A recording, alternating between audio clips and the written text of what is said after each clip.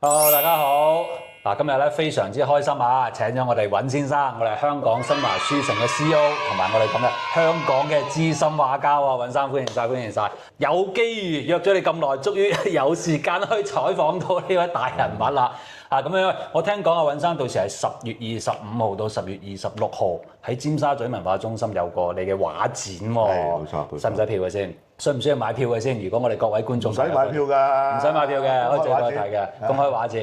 嗱，咁啊，大家一定要捧場啦！10月25號、26號，好嘛？咁啊，尹生嗱，我想其實咧都請教翻幾個問題嘅。第一個問題咧就想請問啦，隨便問。係啊，即係我哋講嘅你咁大卡士嘅人物啦，咁點解會當時會了解到我哋博耀呢邊嘅診所咧？啱啱有個朋友咧，咁我就問佢有冇得介紹一啲好嘅牙醫啊咁樣。咁佢話啱晒啦，有。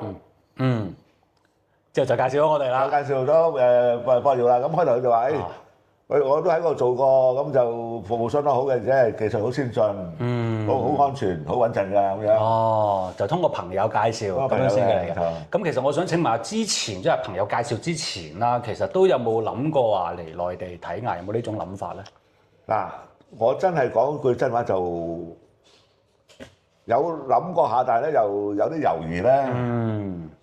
因為傳說中咧，因為坊間傳說咧就好多水平咧就唔穩定啊，就唔夠先進啊，驚安全嘅問題。係，我相信呢個亦都係好多香港朋友擔心嘅一個點嚟嘅。咁有一種傳說就話，到開頭就話好平，到真係做嗰時就好貴㗎。哦，即係好似肉隨砧板上咧，你瞓咗張牙椅上面同你講，原先你呢個價錢之後就加翻錢咁樣。咁但係我哋呢邊冇啊嘛。冇錯。係啦。所以我即管開頭都係諗住一種嘗試嘅心情咧，既然係老朋友介紹嘅咁啊，都上嚟試下睇下環境先啦咁樣。哦，之後就先過嚟咁樣嘅。咁我又想請問下阿尹生，你呢邊做咗邊方面嘅治療啊？嗱，我其實咧就對牙齒護理我就好即係好外行嘅。好外行嘅。咁開頭我就諗住係補隻牙嘅啫。哦。咁收尾見到阿吳醫生之後，佢同我點知我完全就交咗隻牙俾佢㗎啦。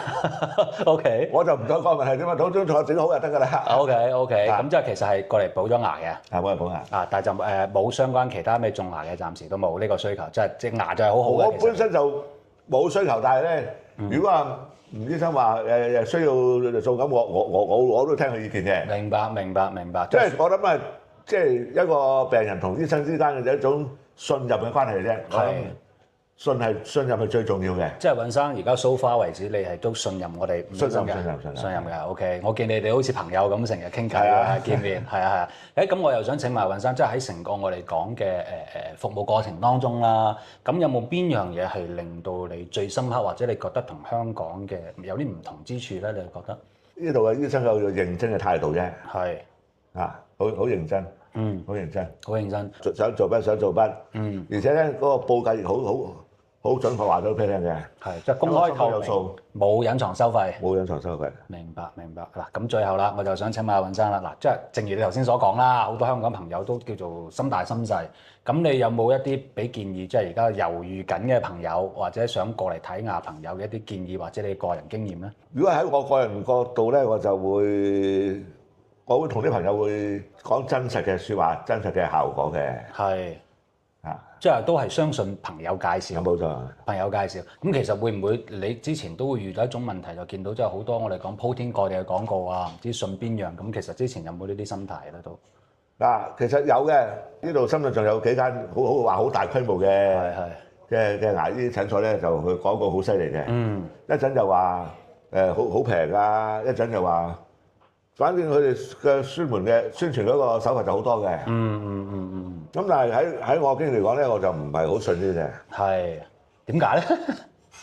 因為太多啦，即係唔知點樣分辨。係咯，所以我覺得咧，反正我都係做推廣出身嘅。我讀廣告嘅。哦，明白。其實你都係專業人士嚟喎呢方面。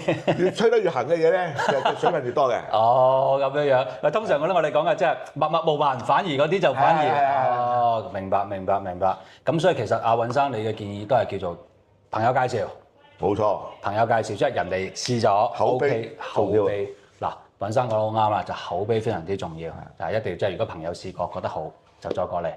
咁如果大家咧牙齒有啲唔舒服，或者想過嚟檢查，或者想睇阿尹生頭先所講到嘅吳曉醫生啊，為大家面診嘅咧，記得聯繫我哋下方嘅 WhatsApp 預約啦，好嘛？我哋今期嘅節目就到呢度，尹生，好嘛？多謝晒你先，好，拜拜。